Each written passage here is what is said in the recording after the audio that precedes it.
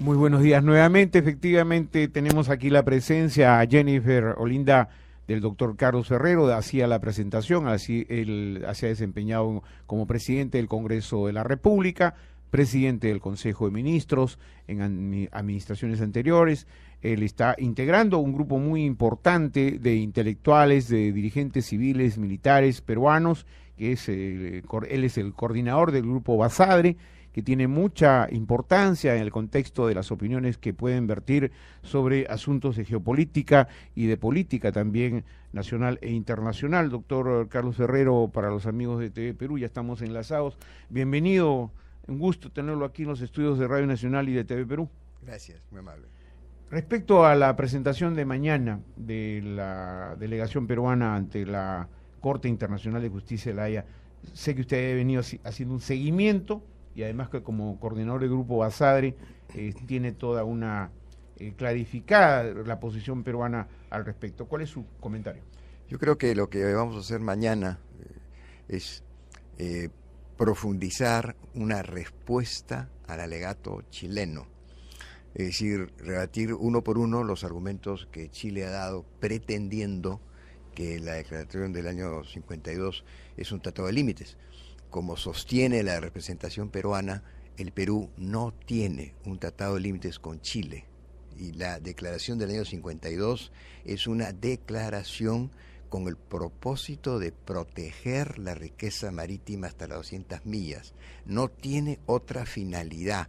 Cualquiera que lea cómo se expresa la declaración, tanto el 52 como el 54, que firmó el Perú, que también firmó Chile, puede darse cuenta que lo que ahí se propone es cuidar los recursos naturales de la zona. No se habla para nada de que podría significar un tratado de límites. Los tratados de límites tienen coordenadas, mapas geográficos, especificaciones que no figuran ni en el 52 ni en el 54. Por tanto, el Perú no tiene tratado de límites con Chile en el aspecto marítimo. Como no los tiene, entonces hemos pedido que la Corte los fije considerando los principios del derecho internacional. Doctor Ferrero Costa, el juez Mohamed Bennouna ha dejado una pregunta que tendrá que contestarse el día de mañana, ¿no es cierto?, respecto a si Perú y Chile podían en tiempos de la declaración de 1952 delimitar para sí un área marítima de 200 millas. Las reglas de delimitación marítima, o sea, cómo los países deben considerar el mar adyacente a sus costas, rigen en el mundo desde el año 94. Fueron aprobadas en el 82 en la Convención del Mar, pero todos los aceptaron a partir del 94. Esto quiere decir, señores televidentes, que cuando el año 52 y el año 54 Perú y Chile protegen sus recursos marinos, en esa época no había un derecho internacional del mar y menos aún de principios de fijación de límites marítimos. Por tanto, usted no puede aplicar en el año 52 unas normas y unas reglas que en ese momento no existían, porque la preocupación de los países en ese momento no era la limitación marítima, era proteger la riqueza. El mar tiene plancton, tiene krill, tiene pesca, tiene gas, tiene petróleo. El Perú no defiende su mar porque quiere ir a la playa para bañarse. El Perú defiende su mar porque es un espacio de riqueza en recursos naturales y que tiene que ser utilizada en beneficio de los peruanos. Doctor Ferrero, ¿conviene ya firmar la Convención del Mar? Porque se lo ha planteado el propio Javier Pérez de Cuéllar, la necesidad de firmar esta convención. Lo que pasó es que el presidente Humala en su campaña no estaba entusiasta en el tema, entonces después se ha dicho, bueno, si hay consenso la podemos firmar, pero Alan García se ha opuesto y Keiko ha guardado silencio. Entonces, en estas circunstancias, en este momento, mientras no haya el consenso suficiente, yo creo que el tema hay que dejarlo para después y lograr ese consenso. Ahora, la Convención del Mar es muy importante porque es el reconocimiento internacional de que no existe el mar territorial, ¿no? No, es decir, no hay un territorio en las 200 millas, sino que hay otro tipo de naturaleza jurídica que no es territorio, sino es dominio marítimo para proteger la riqueza de los países. Queridos amigos de TV Perú, hemos hecho este enlace para conocer estas importantes opiniones. Vamos a continuar en radio, justamente enlazados con el doctor Carlos Ferrero. muchísimas gracias por este pase inicial. Sabemos que tienen apremios por otros tipos de informaciones igualmente importantes como la que estamos tratando con el doctor Ferrero, pero les agradecemos. En cualquier momento nos volvemos a conectar con ustedes en TV Perú, en plataforma de noticias, Radio Nacional y TV Perú. Muy buenos días, Jennifer Olinda. Muchísimas gracias, don Alberto, Augusto. Ustedes continúen desarrollando también importante información en la cabina de Doctor radio. Ferrero, continuamos en radio porque sé cómo es la televisión, hay que estar en esta plataforma de noticias, pero ha sido importante las cosas que usted ha expresado. Antes de entrar a otros terrenos de la política nacional, que yo quería algunas tocar con usted, sin embargo, la posición para el Grupo Basadre y para usted en particular, la posición que lleva en este momento el Estado peruano ante la Corte del Tribunal de la Haya, es una posición, en su opinión, contundente, sólida, invariable, que puede mantenerse en esos términos? Bueno, vamos a dar algunos ejemplos, ¿no? Ecuador ha sido citado por Chile y Chile ha dicho delante de la Corte que hubiera preferido que Ecuador esté presente en la Corte. O sea, que Ecuador vaya a la Corte y defienda lo que son, según Chile, los intereses de Ecuador y la frontera marítima establecida. Hace el acuerdo del 52, Así es. ¿no es cierto? Pero Ecuador no solamente no ha ido a La Haya, no ha enviado una delegación, sino que además ha quedado claro que ha firmado un tratado de límites marítimos con el Perú en el año 2011. Entonces, si Ecuador firma con el Perú un tratado de límites en el 2011, quiere decir que antes no había un tratado de límites. Exacto. Porque no lo va a firmar dos veces, ¿no es verdad? No lo va a firmar. Por lo tanto, se descalifica la tesis de Chile de que esos tratados de pesca son tratados de límites. Exactamente. Entonces, si hubieran sido tratados de límites del año 52, entonces Ecuador no habría firmado con el Perú muchos años después, o sea, en el 2011, un tratado de límites. Hay un argumento que es fundamental. Este argumento ya es contundente. Así es contundente porque ¿cómo puede ser que uno de los que se supone eran firmantes de un tratado de límites no acepte eso como tratado de límites y firme en el 2011, ahí sí un tratado de límites? Si tú firmas un tratado de límites, quiere decir que el anterior no era el tratado de límites. Ahora, ¿cuál es un argumento fundamental? ¿Cuál es la expectativa ya en torno a la presentación, ya las últimas presentaciones de Perú, ¿no es cierto?, en estos días que faltan, a partir de mañana, y la contraparte por parte de Chile y luego el silencio y la espera?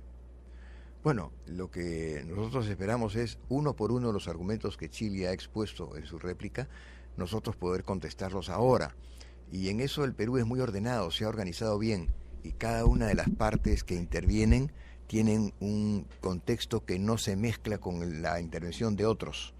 Por eso el Perú, entre ellos no se repiten argumentos, sino que como se han autodesignado entre ellos un tipo de organización expositiva, entonces eso permite conocer mejor los puntos de vista del Perú.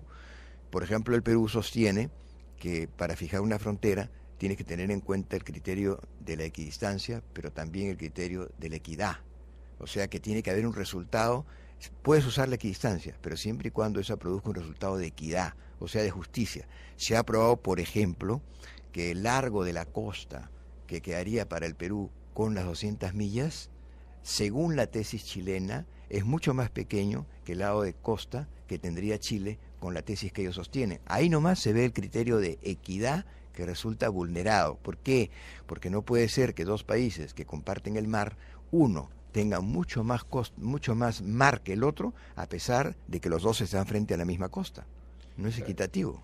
Es una cuestión de lógica, ¿no? Ver solamente el mapa para ver que no hay equidad. ¿Sí? Claro, o sea, no puede ser que una parte del sur del Perú, según la tesis chilena, no tenga 200 millas. En cambio, todo el norte chileno sí tiene sus 200 millas. No tiene lógica.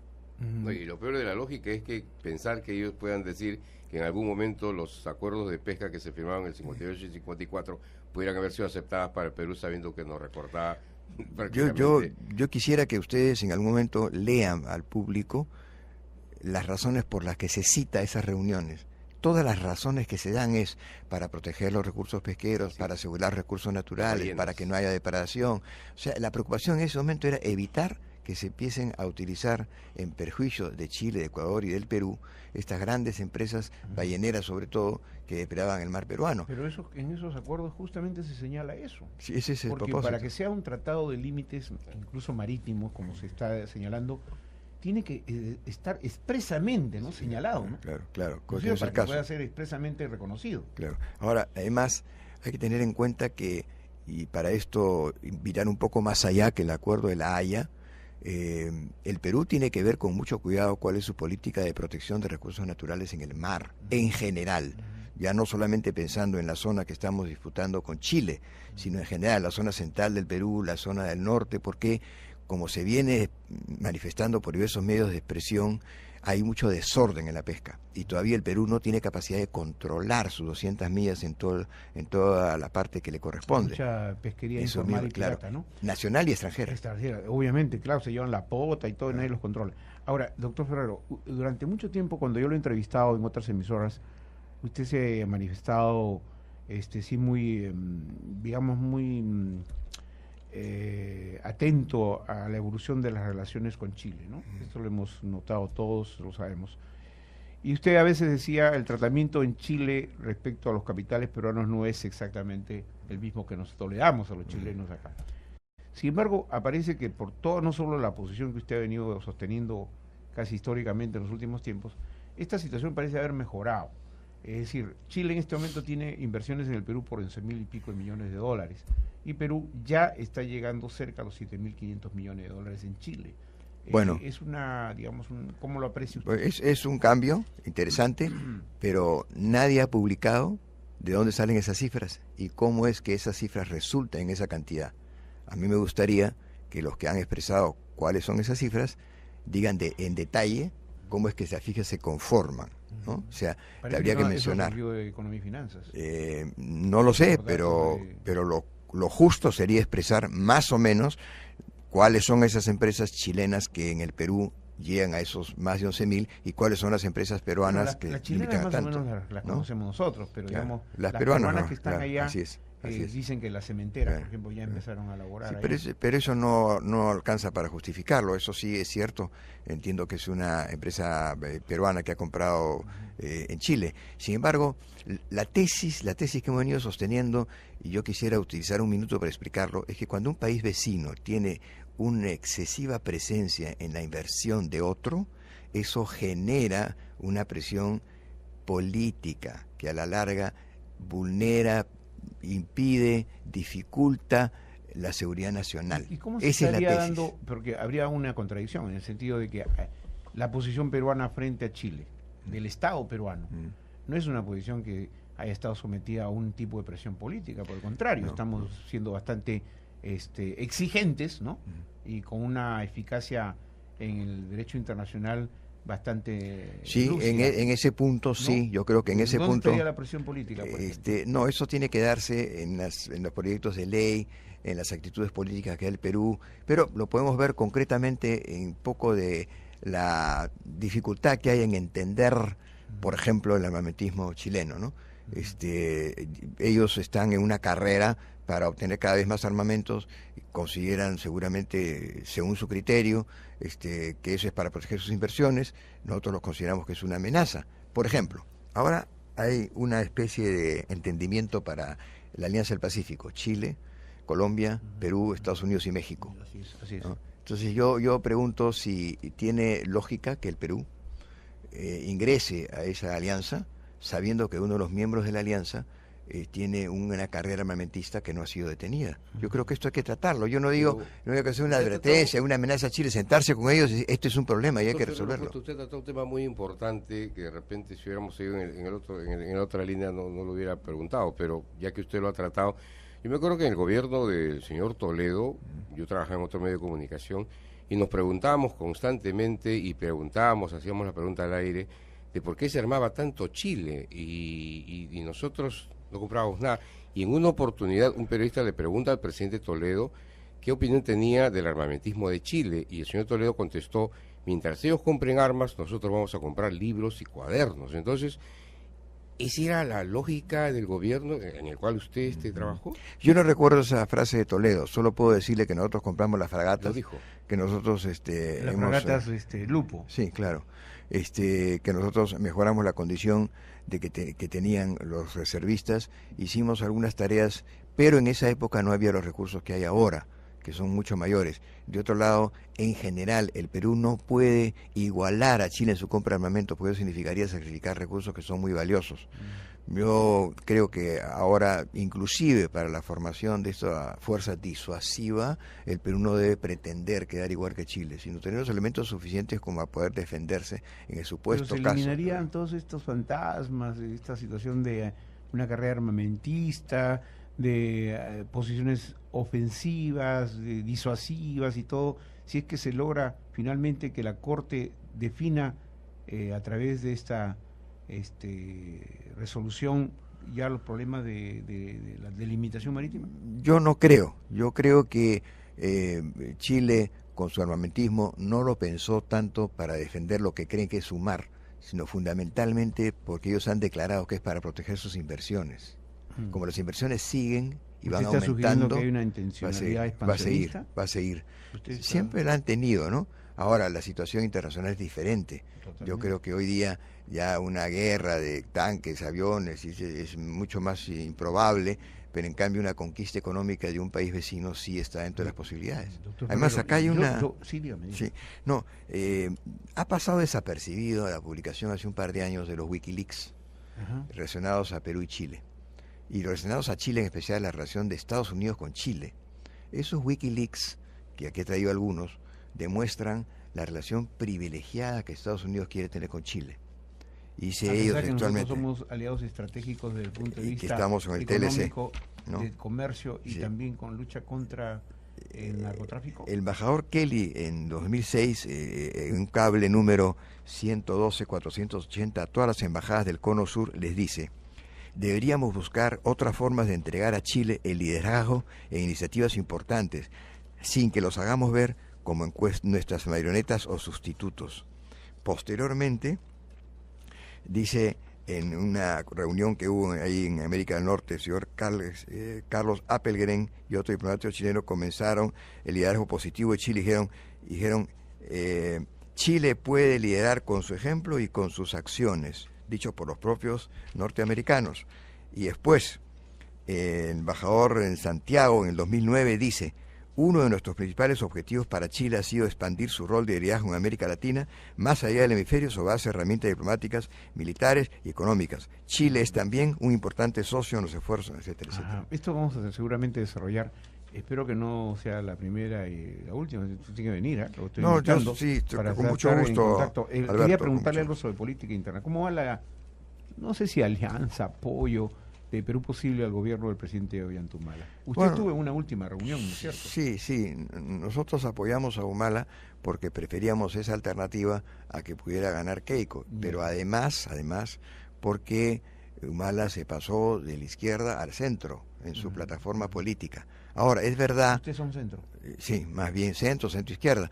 Lo que pasa es que no basta con crecer económicamente, sino que hay que distribuir mejor. Y en la redistribución de la riqueza, creo yo que el gobierno no está avanzando de lo que se espera, ¿no?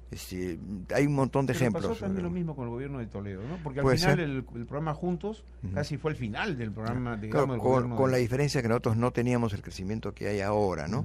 Pero te doy un ejemplo. En el Parlamento duerme hace tiempo un proyecto para que la distribución de utilidades se expanda a todos los sectores que actualmente no la tienen en las empresas. Ya. Y ese proyecto no se ha aprobado. Bueno, habrá que moverlo. Existe otro proyecto en el Parlamento habrá que diciendo que hay que poner límites a la propiedad de la tierra, que Bueno, son hay monopolios. muchas otras Tampoco. cosas de qué hablar Entonces, con el doctor Ferrero. bueno, Lastimosamente tenemos muy poco tiempo ya, tengo que bien. despedir el programa. Doctor Ferrero, ha sido un honor, un gusto tenerlo aquí en los estudios de Radio Nacional. Estamos, desde que hemos llegado a Radio Nacional, tratando de hacer una radio plural. Una radio plural sobre la veracidad, que se funde en la participación de los ciudadanos y los líderes políticos. Queremos que Radio Nacional esté alcanzando este nivel. Estas instalaciones de ahora empalmadas a través de plataforma de noticias con TV Perú no solo grafican la disposición de no solo de respetar la libertad de expresión y la libertad de prensa, sino de darle oportunidades a dirigentes políticos como usted a que puedan expresarse y dirigirse al país, porque Radio Nacional es la radio de todos los peruanos. Pues sobre eso, Alberto, solamente quisiera recordar que Toledo, aunque no ganó las elecciones, tuvo 15% de votación. Quiere decir que cada 6 minutos que sean políticos en las radios del Estado, debería uno de esos 6 minutos pertenecer a la posibilidad de que Perú Posible pueda hablar. Imagino que sí se establecerá de acuerdo a las normas.